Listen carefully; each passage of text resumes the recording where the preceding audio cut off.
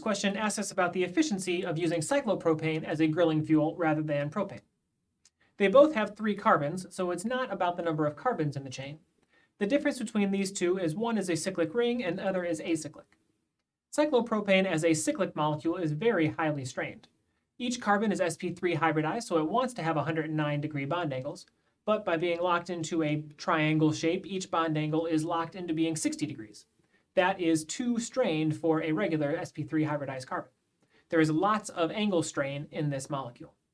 Because there's lots of strain in this molecule, it is a very high energy molecule, which means when we burn it, the heat of combustion is going to be very large for cyclopropane. It is a very large downhill delta H to burn cyclopropane.